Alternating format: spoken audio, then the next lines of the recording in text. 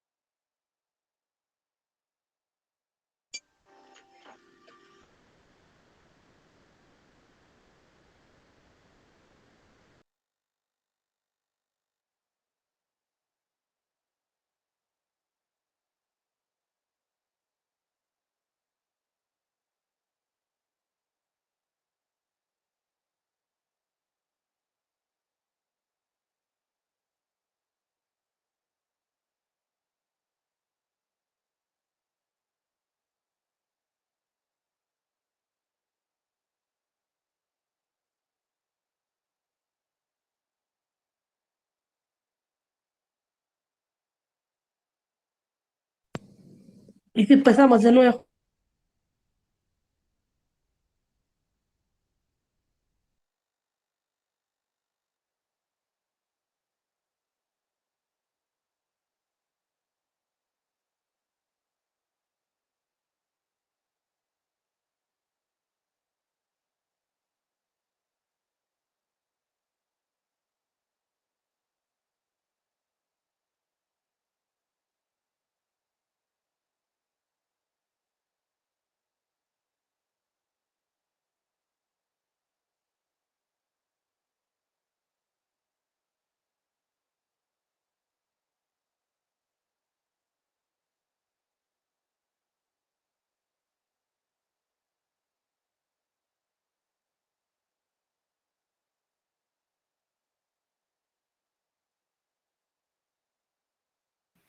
Profesor, ¿está hablando usted porque no se escucha nada?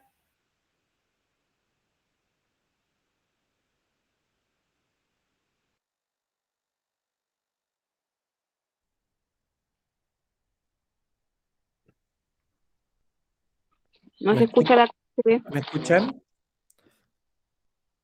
Ahora sí, Ahora sí. pero no se ve la presentación. Ok, ok, la coloco al tiro.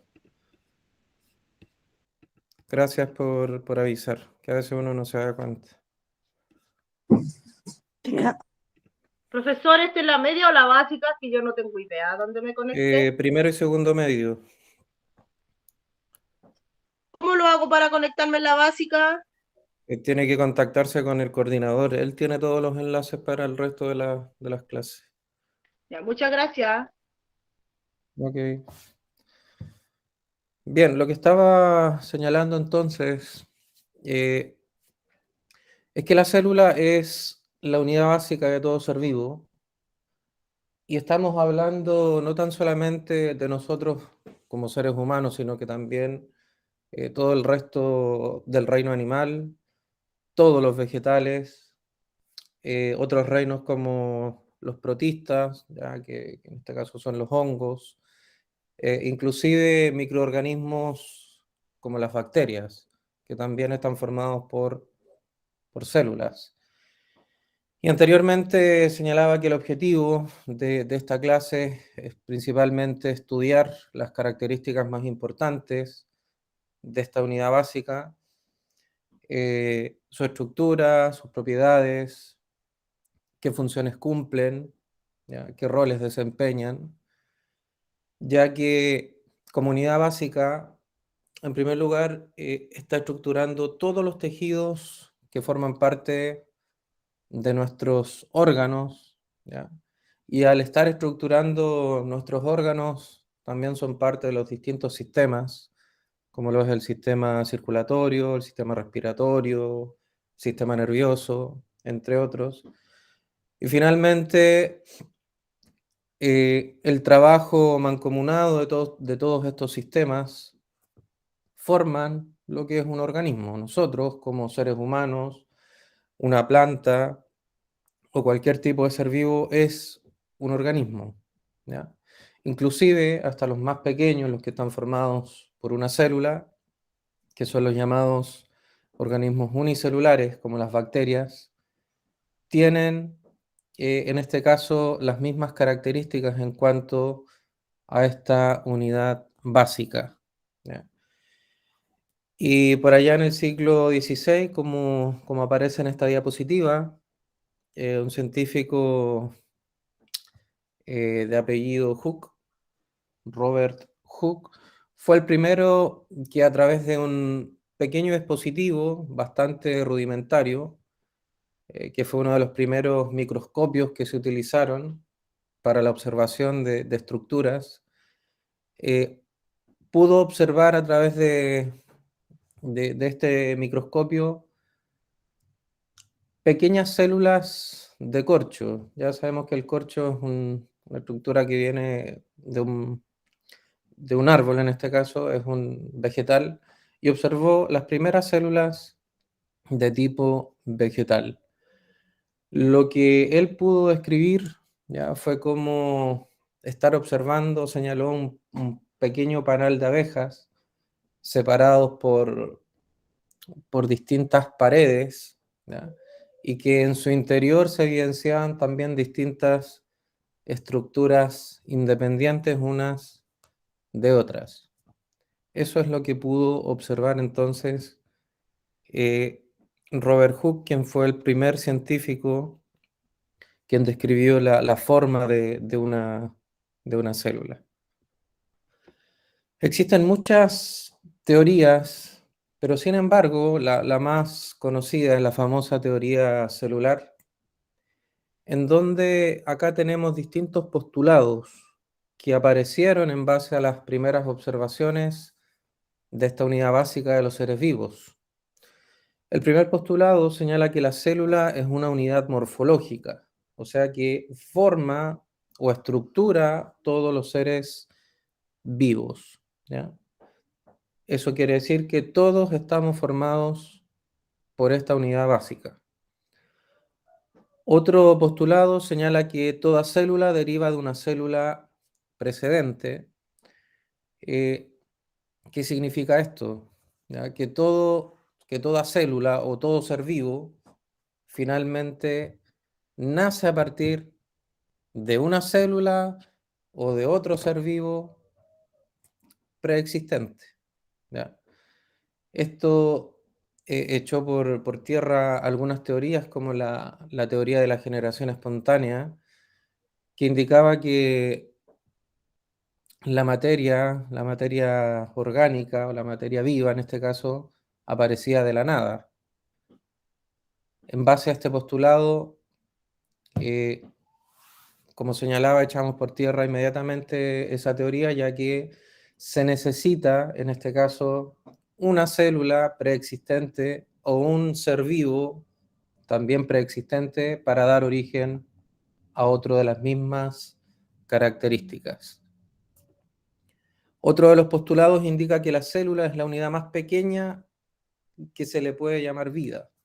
Desde ahí comienza el estudio de la biología, porque antes de las células, las estructuras más pequeñas son las moléculas y también tenemos los átomos. Si bien nosotros como organismos, como seres vivos, también estamos estructurados de átomos, de moléculas, como la molécula de oxígeno, como los átomos de carbono, de hidrógeno, de nitrógeno, etc. Estas estructuras no tienen la capacidad de poder funcionar o realizar actividades metabólicas.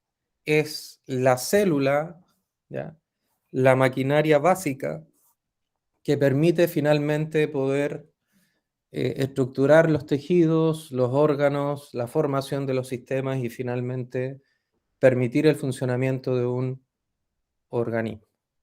Y el último de los postulados indica que cada célula contiene toda la información hereditaria necesaria, ¿ya?, para el control del desarrollo, de la reproducción y el funcionamiento de un organismo de su especie. Y este famoso material hereditario o molécula de la herencia es el ADN, ¿ya?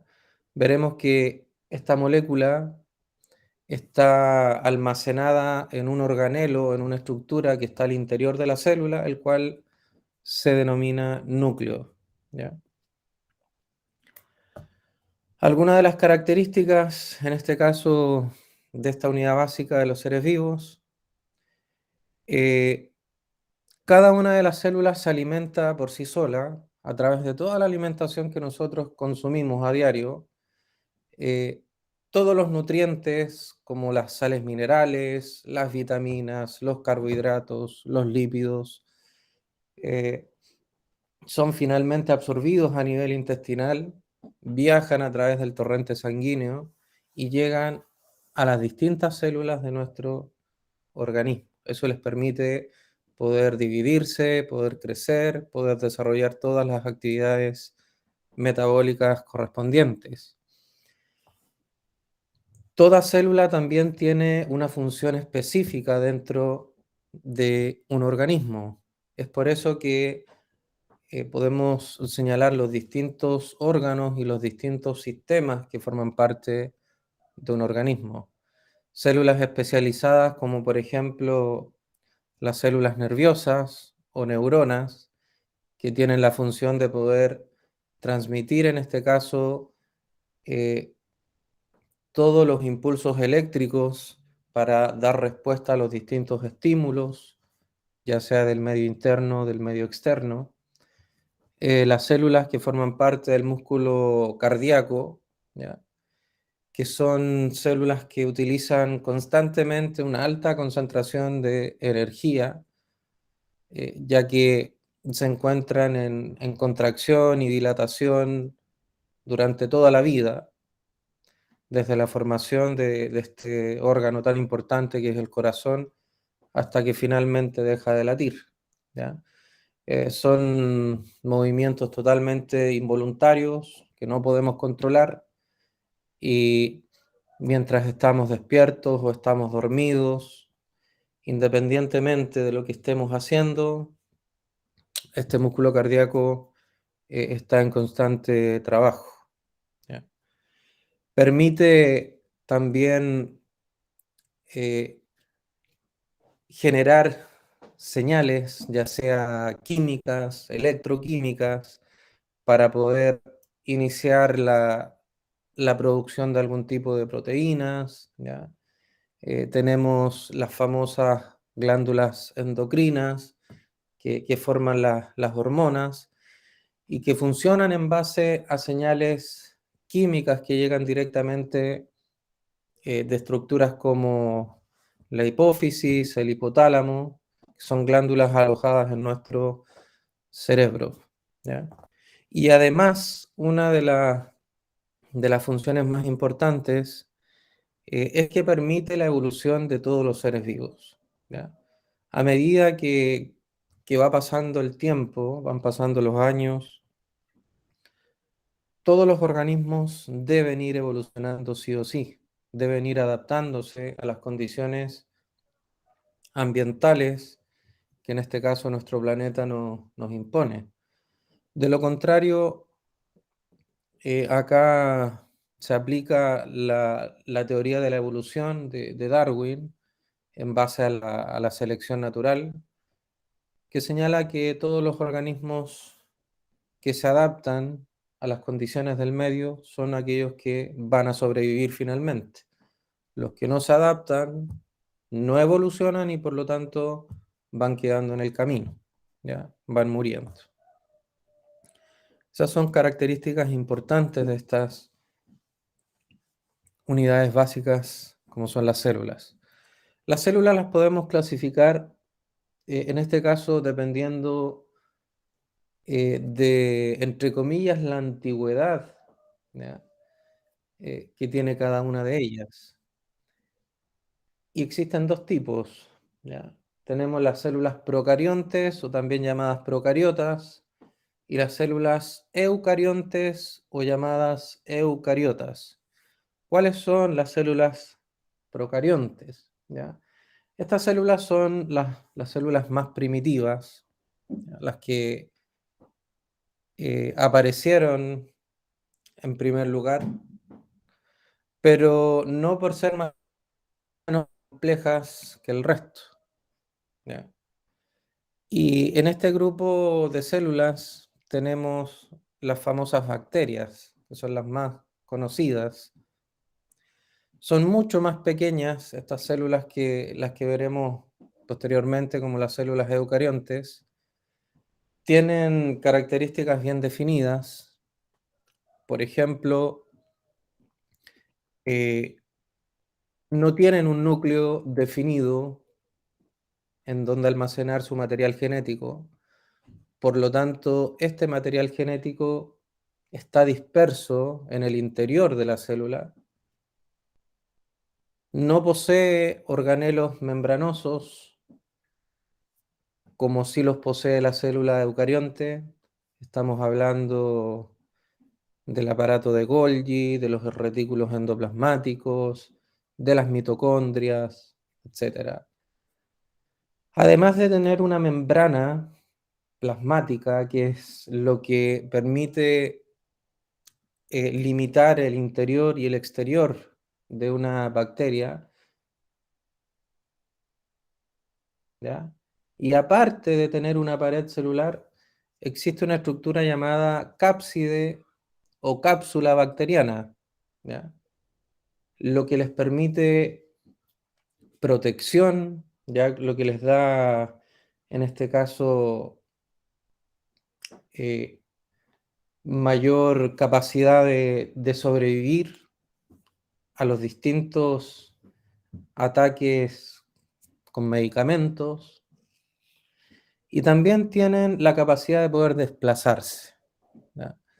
Y estos pequeños filamentos que se observan en la primera imagen, ¿ya? Una especie de colita, se denomina flagelo, ¿ya?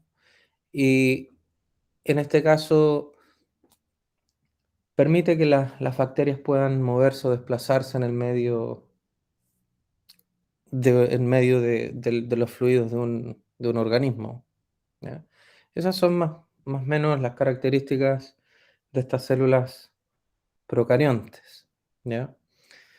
Eh, Señalar que las bacterias son agentes patógenos que producen enfermedades infecciosas de tipo bacteriana y que la única forma de poder combatir estas enfermedades bacterianas son a través de los antimicrobianos o llamados también antibióticos. No así otras estructuras como son los virus, ¿ya?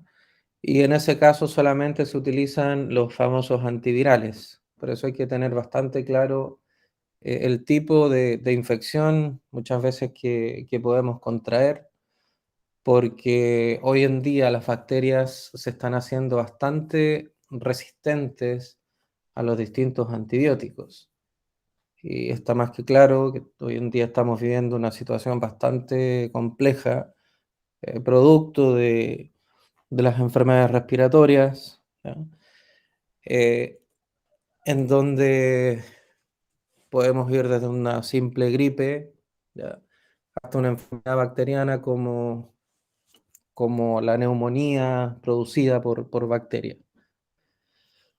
Por eso no es recomendable la automedicación, sobre todo con estos antibióticos, ¿ya? Porque estaríamos haciendo mucho más resistentes a estas células primitivas, organismos unicelulares. ¿Y qué significa eso? ¿Ya? Que una vez que combatamos nosotros estas bacterias con algunos antibióticos que no son los que corresponden, una vez que nosotros tengamos o padezcamos nuevamente la misma enfermedad, ¿ya? Con la dosis que estábamos utilizando no va a ser suficiente para contrarrestar la enfermedad, sino que deberíamos estar aumentando las dosis o cambiando a un antibiótico mucho más potente, porque estos microorganismos, como les digo, se hacen mucho más resistentes a lo que son eh, los antibióticos. Y el otro tipo de célula es la famosa célula eucarionte. Ya acá son más células mucho más conocidas. Hay una subclasificación, en este caso son las células vegetales y animales, y también tenemos ahí las células que forman parte del reino protista, que son las células fúngicas o que forman parte de los hongos, ¿ya? ¿Cuáles son las características más importantes de las células eucariontes o eucariotas? Señalar que son células que forman parte de organismos pluricelulares. Eso significa que están formados por más de una célula. Nosotros como seres humanos, las plantas, somos organismos pluricelulares formados por millones de células. Tienen un núcleo definido en donde guardan y almacenan ahí esta molécula de la herencia llamada ADN. Están formadas por también una membrana plasmática que limita el interior y el exterior de la célula. Esta membrana plasmática, a su vez, está conformada por distintas estructuras. Está formada por fosfolípidos, proteínas integrales de membrana, por algunos glúcidos o carbohidratos, ¿ya? Y la membrana plasmática tiene la finalidad de poder permitir el paso de algunas sustancias, pero también impedir el paso de otras.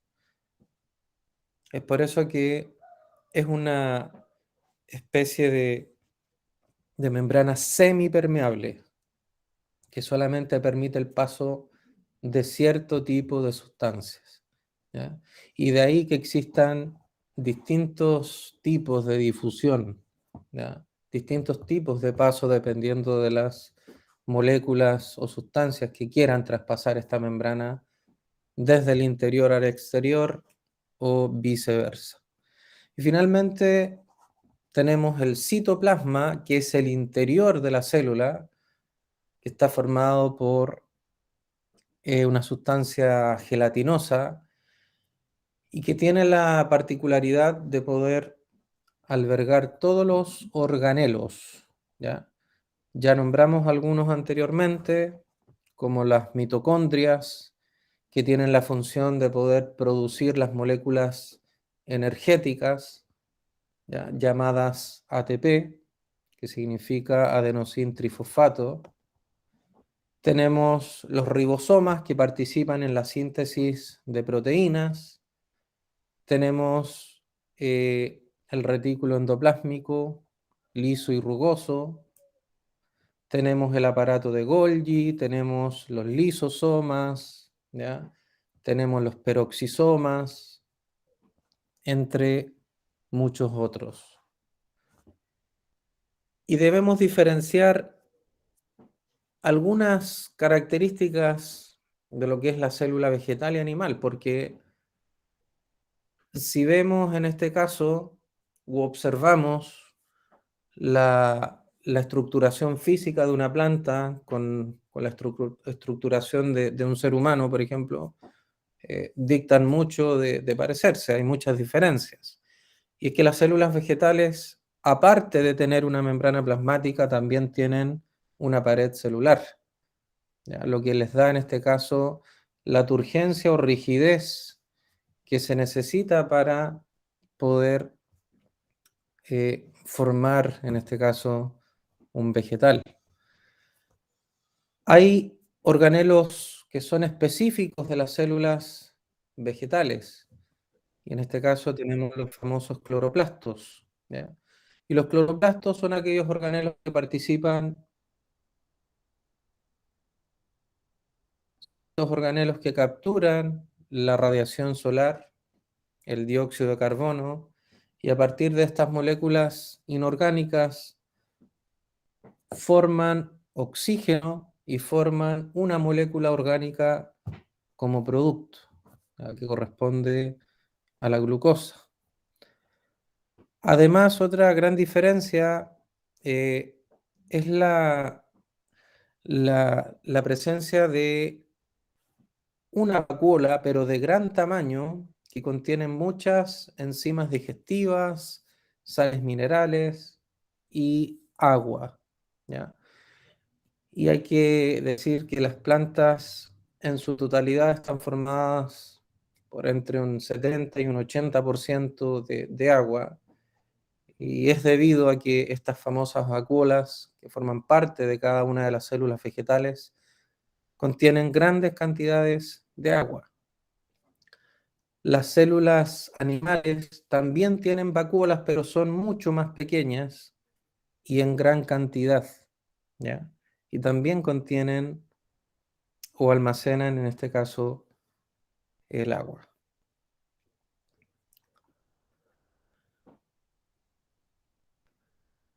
Ya indicábamos al principio la famosa teoría celular, ¿ya? En donde uno de los postulados más importantes señalaba que cada una de las células nacía de una célula preexistente y es la unidad básica de toda la vida, ya de todo ser vivo. Y de los más importantes científicos tenemos acá a Virchow, Leiden y Schwann, quienes fueron los que postularon estas famosas teorías. Tenemos en mayor detalle esta famosa célula vegetal, ¿ya? Que es un tipo de célula eucarionte, ¿ya? En donde existe material genético almacenado en un núcleo y que lo diferencia de la célula animal, ¿ya? Por la presencia de una pared vegetal, lo que le da la rigidez, la turgencia, y además de los cloroplastos y la vacuola, que es única y que tiene un gran tamaño, ¿ya? Y acá tenemos ampliado lo que es la célula animal. Fíjense que existen muchos organelos, todas esas estructuras pequeñas que se ven al interior, ya ahí almacenados en el citoplasma de la célula, cumplen una función específica, ¿ya? Entre los organelos que están solamente en la célula animal y no en la vegetal, tenemos los famosos centriolos, ¿ya? Si se fijan, están por la parte inferior de esta imagen. Y estos centriolos participan de la división de la célula. Hay que tener claro que a partir de una célula progenitora se forman dos nuevas células hijas con la misma información genética de esta célula progenitora. Y al interior del núcleo de la célula, este ADN, ¿ya? ADN significa ácido desoxirribonucleico, ¿ya? Lo podemos encontrar. Ese es el nombre que tiene este material genético cuando la célula está en reposo. ¿Qué significa eso? señalamos que la célula está en reposo cuando no está en el proceso de división celular. Por lo tanto, el ADN se encuentra como cromatina y hay que imaginarse, es como un rollo de espaguetis, de fideos, ¿ya? Eh, totalmente suelto, descondensado, enrollado, ¿ya? Eso es más o menos la cromatina o el material genético cuando la célula no está en este proceso de división celular.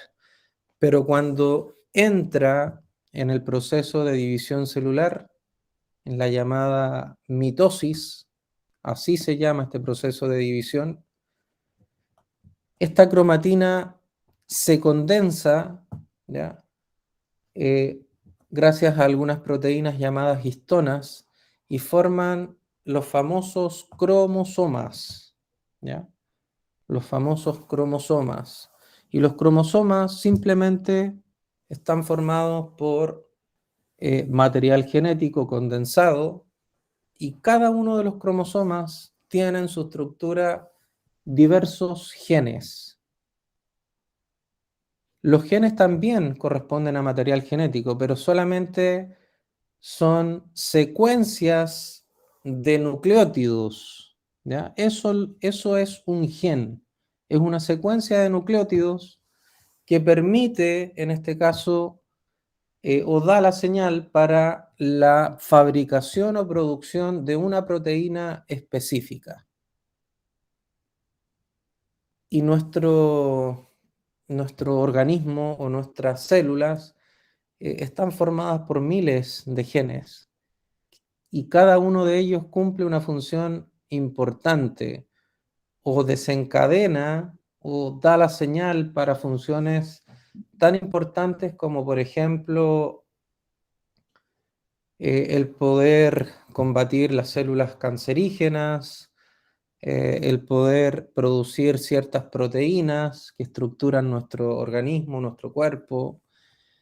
En el proceso embrionario da las señales para la formación de los distintos órganos, los distintos tejidos, los distintos sistemas, etc.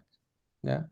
Cuando se implantó este famoso proyecto Genoma Humano, por allá, bueno, comenzó en la década de los 90, duró aproximadamente 13 años y tenía la finalidad de poder tener un mapa de todos los genes que formaban parte de un ser humano para poder identificar cuáles eran los responsables de algunas enfermedades y poder suprimir o silenciar estos genes para que no se llegaran a producir algunas enfermedades, ya como la diabetes, por ejemplo, el cáncer, entre muchas otras enfermedades. Pero lamentablemente hasta el día de hoy no hemos tenido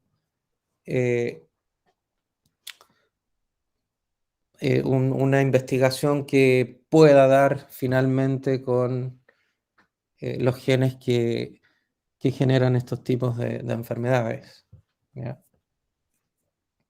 Nuestra especie, son los seres humanos, está formado por 46 cromosomas. Eso hay que tener bastante claro. Cada una de las especies tiene un número distinto de cromosomas. La nuestra son 46 cromosomas o también 23 pares de cromosomas, que es exactamente lo mismo. 22 de los cuales se denominan autosomas y el par 23 de cromosomas es el famoso par de cromosomas sexuales, ¿ya?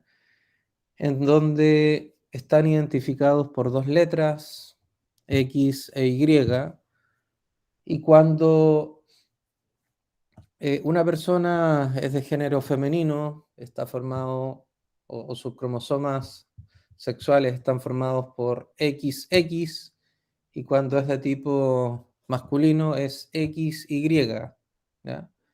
Es por eso que una vez que ocurre este proceso de fecundación, siempre las mujeres aportan el cromosoma X, ¿ya? Y en este caso el varón puede aportar el cromosoma X o el cromosoma Y, ¿ya? Así es que finalmente, eh, ¿quién es el responsable de aportar este cromosoma que finalmente va a dar el género definitivo al nuevo ser?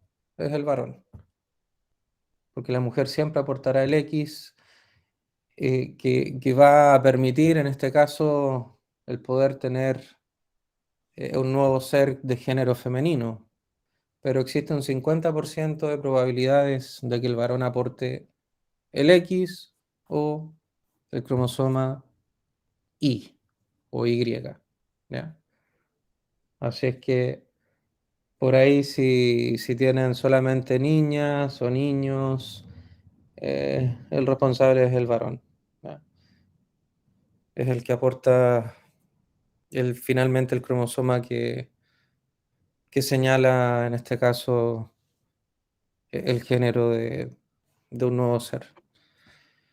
Y finalmente tenemos las células fúngicas que forman parte de los hongos. Existen diversos tipos de hongos, ¿ya? Que van desde las famosas levaduras hasta los hongos que conocemos y que tienen un gran tamaño y que aparecen en los árboles, en terrenos húmedos, puesto que ellos necesitan humedad y temperatura para poder desarrollarse, para poder eh, crecer, alimentarse, y ellos se reproducen a través de esporas, ¿ya? No es como las células, en este caso vegetales o animales, que se multiplican o se dividen a partir de este famoso proceso de mitosis. Y también los hongos son eh, células que generan distintas enfermedades, ¿ya? Sí, hay que tener mucho cuidado y mucho ojo con eso. No sé si tienen alguna duda o pregunta de momento.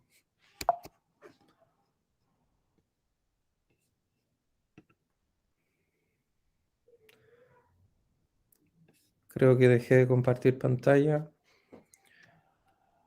¿Alguna duda o pregunta que puedan Profesor, tener? yo sí le voy a hacer una pregunta. Se Cuénteme. supone que nosotros en agosto parece que vamos a tener pruebas de esto. Sí, exacto. Hay que estudiar solamente, o sea, estudiar en lo que usted hace, en la clase nomás, po. Y anotar lo más importante, porque de otra forma, para hacer la prueba, ¿cómo lo vamos a hacer? ¿Algún cuestionario, alguna cosa con Sí, usted? mire, lo que pasa es que, bueno, hablando con el coordinador, nos acaban de entregar un modelo de prueba de los cuales les aplican a ustedes.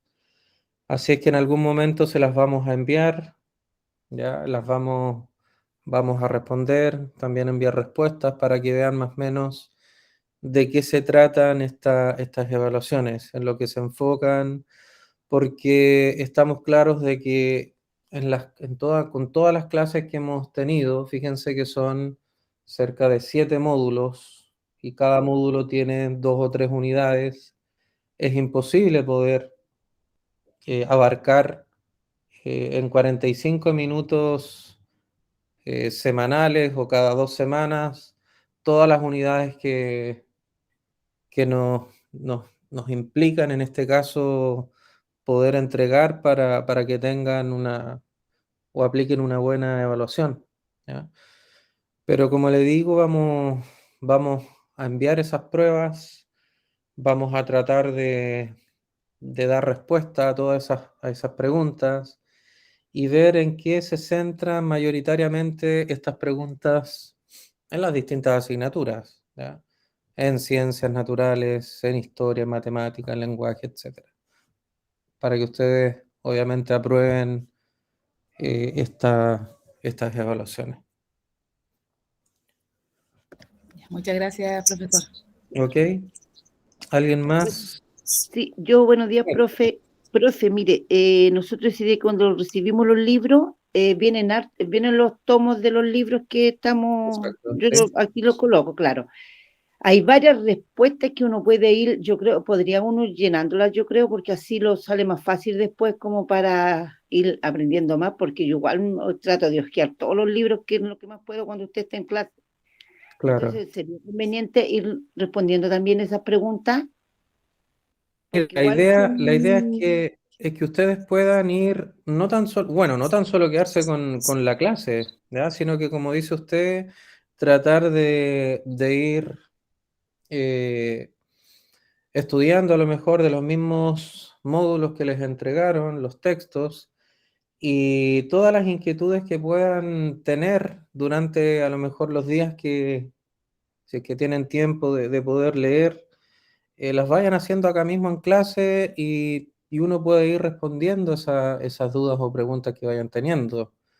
¿Ya? Porque la clase acá no solamente la dicto yo, sino que debería ser eh, a modo de crear discusiones, de que ustedes no se vayan con dudas una vez que termine la clase, sino que ir respondiendo todas esas dudas o preguntas que vayan teniendo. ¿Ya? Así que sería importante que fueran teniendo o anotando todas esas dudas o preguntas que tengan, que no entiendan, y perfectamente acá las podríamos ir desarrollando. Profesor, disculpe, quiero hacer una Diga. consulta con respecto a la clase.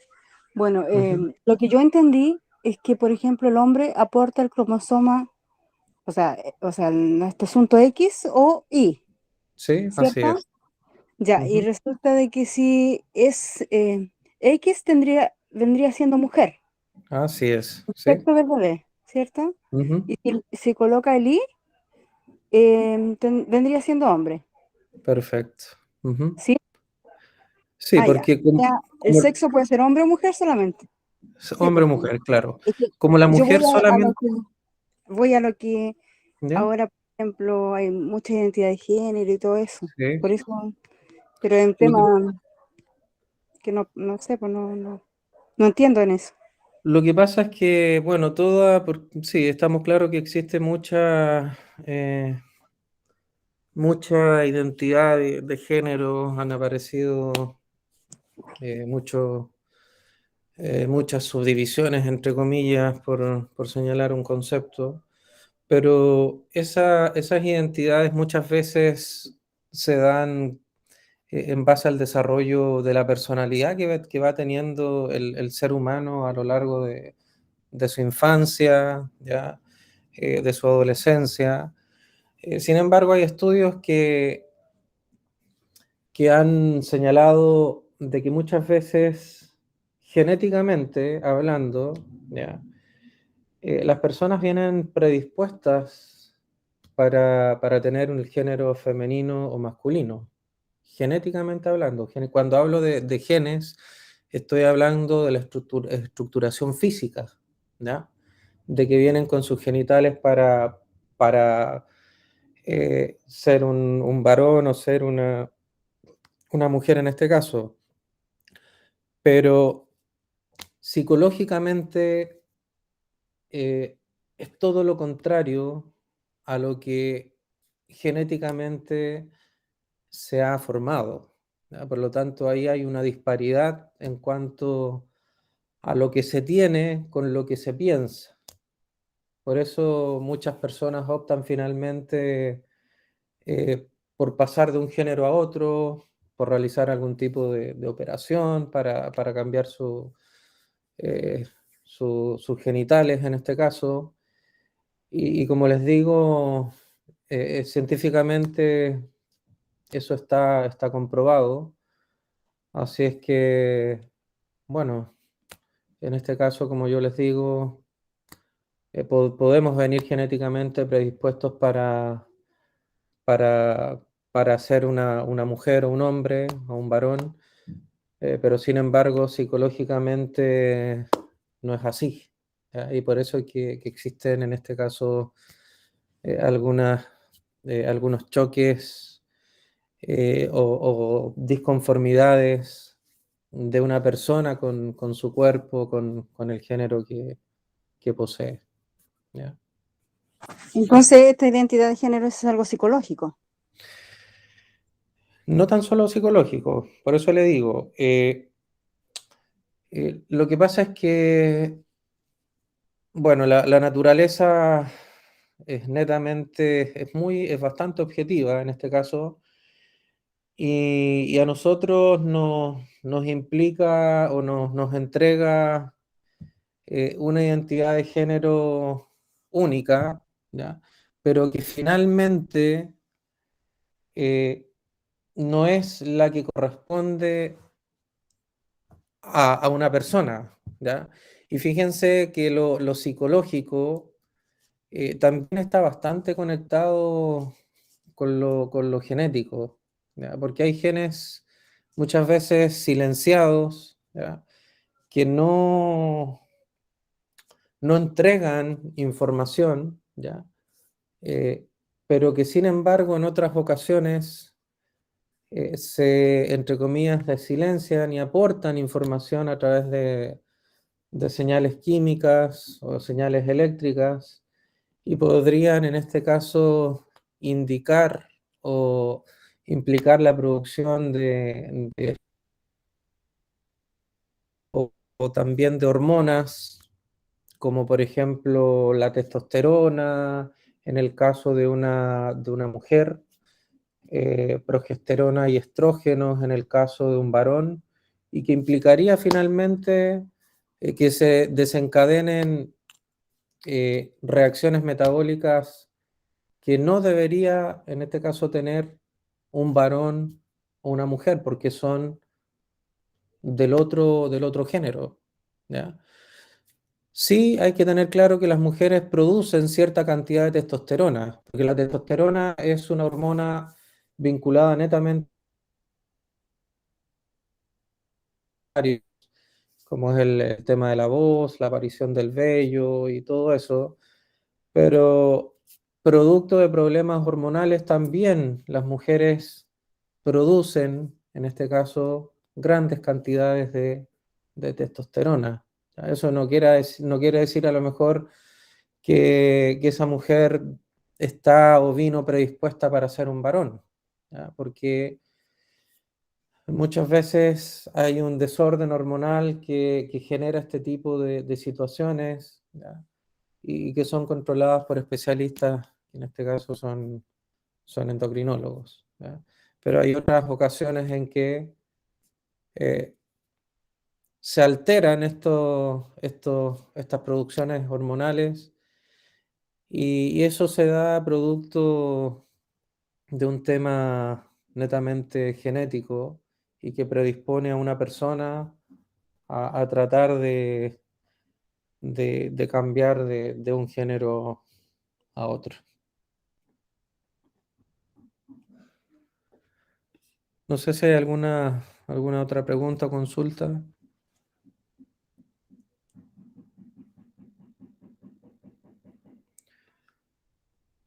Bien, entonces yo voy a dejar de grabar la clase. Debo irme inmediatamente a otra clase.